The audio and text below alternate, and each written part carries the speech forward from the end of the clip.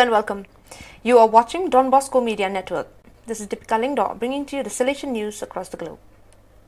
On May 13, 2021, the last appointment of the cycle of 3 webinars of the project promoted by the Salesians adolescent at the time of coronavirus will be held. Between denied rights, inequalities and educational perspectives aimed at offering a broad reflection on the challenges to be faced for the protection and promotion of children's rights. In the first appointment, held on December 4, 2021, entitled The Condition of Adolescents in the Face of New Rules, Between Resilience and Fragility, we talked about how much and how the pandemic influenced the world of rules, trying to understand what was the response of adolescents to this situation of extraordinary exceptionality and how to help children to combine the new rules imposed and the typical needs of adolescents.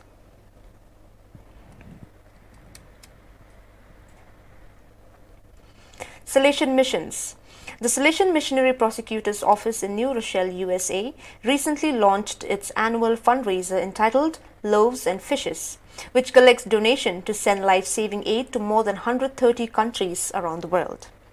Since the cost of shipping this essential aid is much lower than its value, donations are multiplied many times. For every dollar donated, Salesian Missions is able to ship $14 of essential goods to various Salesian projects around the world.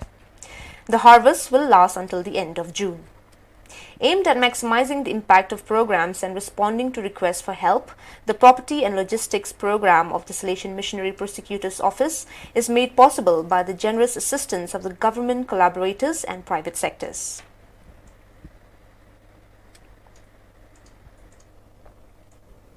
The videos of the Novena Mondiale to Maria Auxiliatrice, 15 to 23rd May, promoted by the Salesian headquarters are ready and will be made available in the coming days. The spiritual proposal for this year's novena, elaborated thanks to the collaboration between the Association of Mary Help of Christians ADMA, the team of IME Comisia Zone, and the Salesian Info Agency ANS, will focus attention on Mary as powerful virgin to refer with filial devotion in this time of the pandemic. Each video will see different moments alternate, a biblical reference that will act as a spark to trigger for reflection, an updating of the gospel passage, an episode taken from the life of Don Bosco, the interventions of international influences and witnesses, and a final prayer.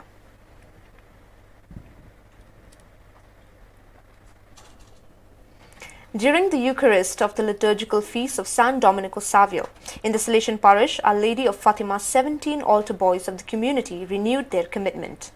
Subsequently, the altar boys who have as patron the model, the holy pupil of Don Bosco, received the blessing of the parish priest, Don Sergio Lucio, who encouraged them to live with joy and holiness to service at the altar. The parish sanctuary, Our Lady of Fatima, was created in 1953 and its first parish priest was the Salesian Don Mario Castagna. From the beginning, the sanctuary has been characterized by being a center of welcome and evangelization with a strong youthful and Marian sense. The parish is part of the Archdiocese of Porto Velho and is animated by the Salesians of the province of Manoas, BMA.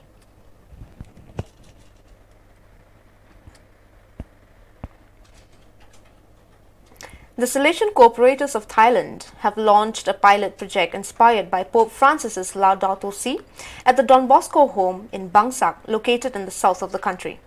The young people of the Don Bosco home, although mostly Buddhists, studied the encyclical of Pope Francis and put it into practice. They began to revive the natural environment surrounding the Salesian house by planting tall trees and fruit trees, cleaning and preserving the environment and water of the area's stream. At the moment, young people are growing fruit and vegetables and are fertilizing the soil with natural systems. After 4 months of project, accompanied by Salesian cooperators and the staff of the Don Bosco home, the young people began to reap the benefits of their work.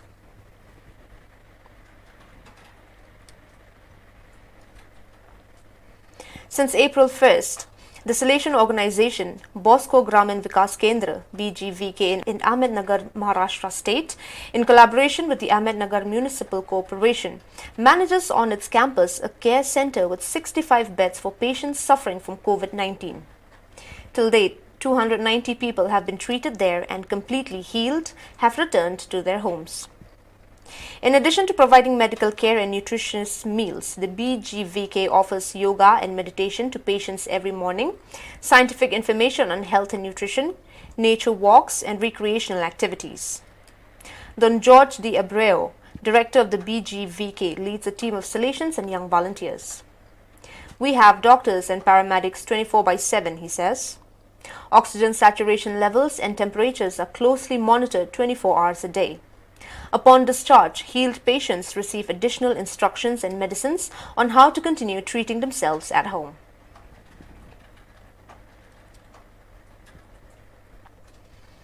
On May 7th, the curarium of the post-novitiate inter-inspectorial Michel Rua took place, in which the Salesians of the province of Argentina North ARN participated in a presence together with the inspector Don Horacio Barbieri, instead Father Gabriel Romero, councillor for the America Kona Sud region, together with the other inspectors involved Don Carlo Lira, CIL, Don Dario Pereira, ARS, Don Mario Villalba, PAR, and Don Alfonso Boar, URU. The training team and the post-novices participated in a virtual way. On the first day, Don Ivo Coelho, General Counsel for Training, and Don Francisco Santos, member of the same dicastery, connected from the Salesian headquarters in Rome to meet and greet the Salesians. The meeting offered spaces for dialogues, first between the inspectors, together with Don Romero and post-service Salesians, and then between the provinces. Subsequently, the training team held a meeting with the inspectors and the regional councillor, in which he offered his point of view on the community, his conferences, and the training proposal. Finally, the inspectors, together with Don Romero, have drawn up agreements and proposed lines of action for the future.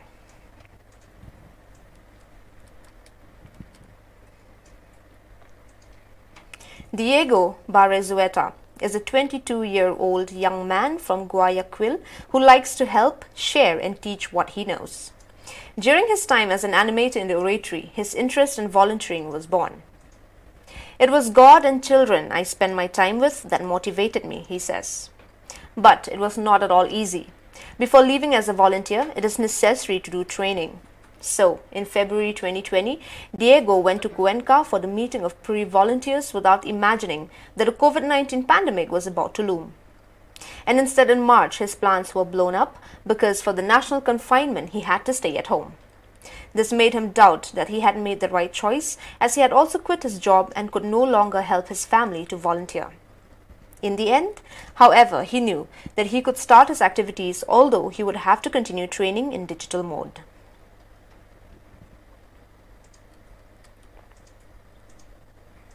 The game is sacred and essential at all ages. It is the place where we waste time, explore, and forget for a while the past and the future. That is why it revives the soul, generates perspectives, and increases a sense of humor. Playing with others, both in sports and in hobbies, puts everyone on an equal footing as human beings. It's something sacred to do. Don Bosco's work began with the game and remains at the center of his spirituality. Playing means being in the present, being together without a second thought. And when you play, you allow the world to shoot for a while without wanting to be in control, creates a space to be together with games and entertainment, or even alone with some hobbies. Those involved in the game get lost in a stream of activities and find themselves freed and energized by what they do. In spiritual terms, the game brings a person into the flow of life, which many religious traditions call spirit.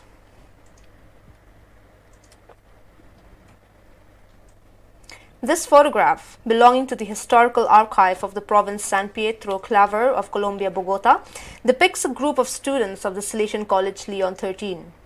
It was taken in 1922 on the south side of the courtyard of the arts section.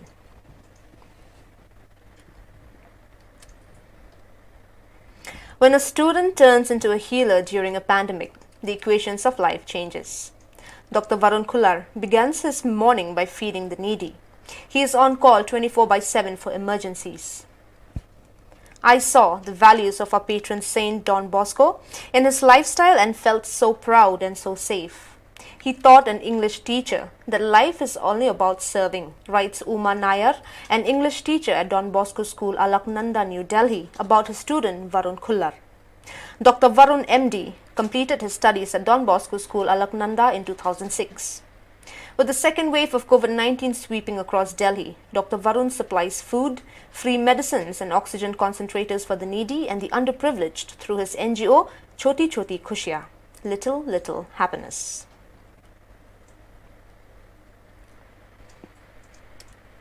Well, dear viewers, that is all we have for you today. Until we meet again, thank you for watching.